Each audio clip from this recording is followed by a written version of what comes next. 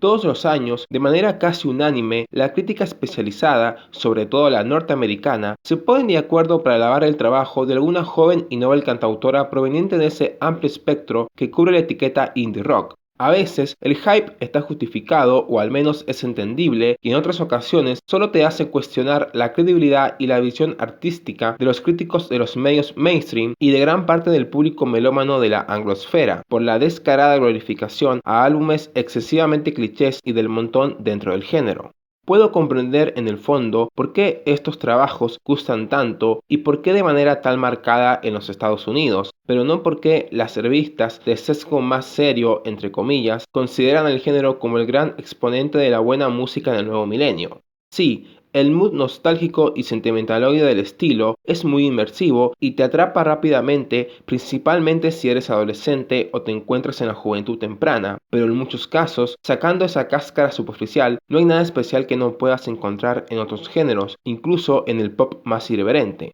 Supongo que el grunge sentenció finalmente a buena parte de la música popular norteamericana a hablar sobre esa angustia adolescente y post-adolescente sin ningún otro tipo de pretensión y esquemas compositivos de naturaleza minimalista. En esa línea, el debut de Lucy Dacus, No Burden, de 2016, es un claro referente de todo lo anterior. Un indie rock de guitarras melancólicas y bordes suaves, cuya rebeldía indulgente y espíritu adolescente solo aspiran a ser ameno por sus preciosas melodías folk y su modesta y relajante performance vocal. Nada del otro mundo, pero tampoco nada con lo cual realmente molestarse. No obstante, Historian, su segundo trabajo, aparece como un parteaguas de su propio sonido. No solo las estructuras son más complejas, sino también la interpretación vocal de Lucy es más variada y rica en matices. Las melodías, pese a seguir siendo simples, son más ambiciosas y en determinadas ocasiones el apartado instrumental se aleja de los típicos recursos del indie rock, con un trabajo de guitarra que por pasajes puede recordar no solo a Pink Floyd, sino incluso también a Radiohead. La construcción de las canciones se teje a partir de tímidos y sutiles aires progresivos y arty, con estribillos marcados y estridentes de una gran impronta emocional que sacan a relucir lo mejor del pop moderno, aunque las letras siguen dejando mucho que desear por su inspiración mundana o trivial.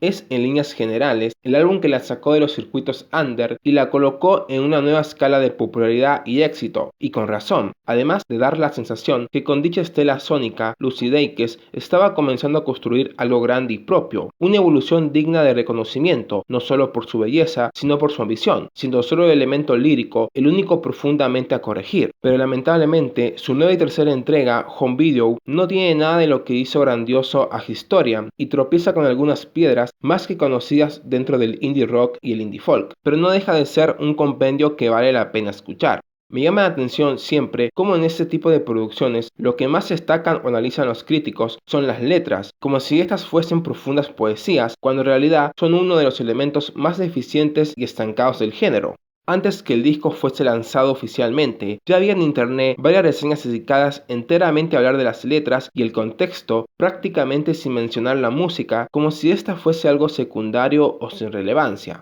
¿O será que, como ocurre en la mayoría de estos casos, la música repite la misma fórmula de siempre? No entiendo esa obsesión por diseccionar letras que no son la gran cosa, incluso que en ocasiones pecan de excesivamente terrenales, mundanas o simplonas, o el estándar de calidad está muy bajo. Sí, por el contrario, comprendo el deseo de encontrarse con grandes o trascendentales mensajes en la música, porque de eso se trata el arte, de ir más allá, de develar aunque sea una pequeña parte de ese gran y profundo misterio que es el mismísimo hombre y el mundo que lo rodea. Precisamente de esa necesidad filosófica o intelectual se nutren todas las ramas del arte para existir, pero la música moderna en su mayoría no lo está ofreciendo, y en su lugar los críticos se predisponen a sobrepensar letras cuyo contenido trivial no lo merecen. Hablando específicamente de Home Video, revisar o revisitar tus diarios adolescentes para ofrecer la misma mirada adolescente estadounidense de corte naif y sentimentaloide de siempre es algo que sencillamente no me interesa. Estoy harto de lo monolítico que son los artistas norteamericanos y europeos con las temáticas que abordan en sus canciones. Es como si afrontar o abordar la adultez fuese algo aburrido o sin sustancia, cuando debería ser todo lo contrario, porque son la franja etaria con mayor influencia en el mundo. La idealización contemporánea de la juventud, y miren que yo soy una persona relativamente joven, genera compositores o artistas que nunca pueden envejecer bien junto a su música, porque nadie puede ni debe ser un eterno adolescente.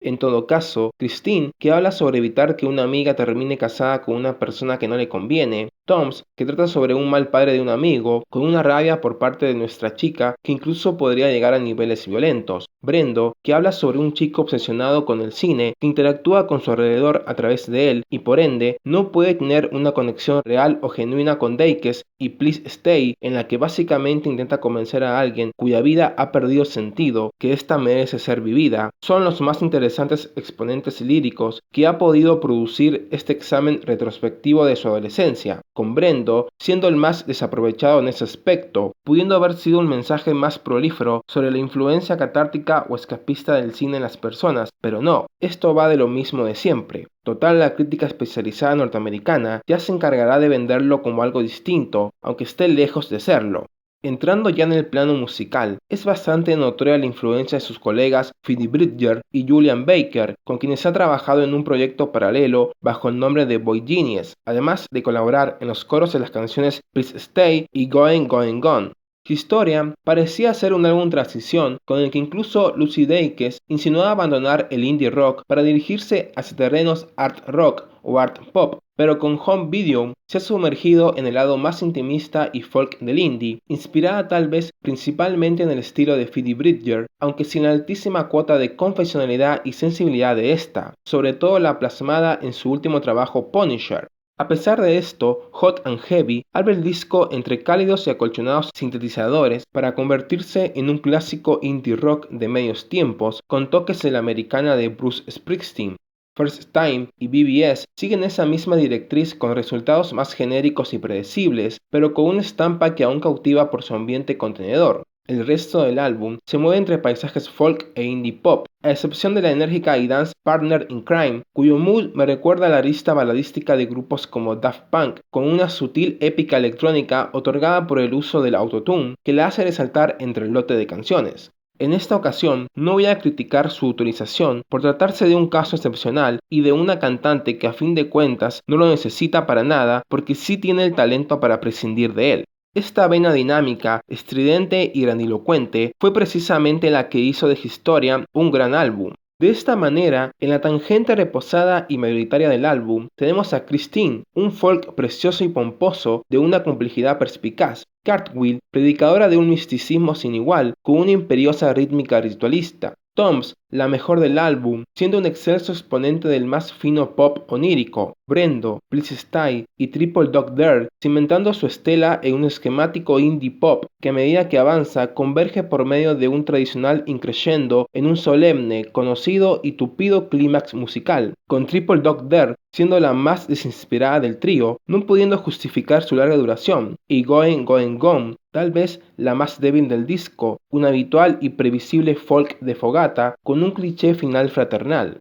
En resumidas cuentas, Home Video es un disco que peca de los mismos errores y vicios pseudopretenciosos de otros álbumes del mismo estilo, siendo por momentos un pastiche minimalista sin gracia y sustancia, pero también a su favor contiene las mismas y prolíferas virtudes y aciertos de estos, como su acertada inclinación por melodías directas, cautivadoras e inmersivas, tan propias del folk más introspectivo y elemental, como del indie más confesional y esotérico, por lo que no puedes deshacerte de él, pero su modesta y melosa performance vocal y atmósfera melancólica e introvertida te priva de la inminente fuerza inspiracional que desprenden los estilos más rimbombantes y virtuosos, y eso es la gran cruz con la que todo el género debe cargar. Sé que la crítica norteamericana especializada y la base de fans más fiel del género lo pondrán en un pedestal y hablarán de él como de lo mejor del año, aunque esto tiene que ver más con una cuestión preferencial, pasional o simplemente hype que con la verdadera realidad, y es que si tus gustos son afines con el estilo, el álbum te gustará, eso es inevitable, pero si has escuchado cientos de álbumes de indie como yo, sabrás que está lejos de la excelencia o de los trabajos más inspirados bajo aquella categorización, y si no me creen, escuchen por ejemplo el último álbum de Laura Marling, la mismísima Phoebe Bridgers, Haim, Soccer Mommy o Half Wave,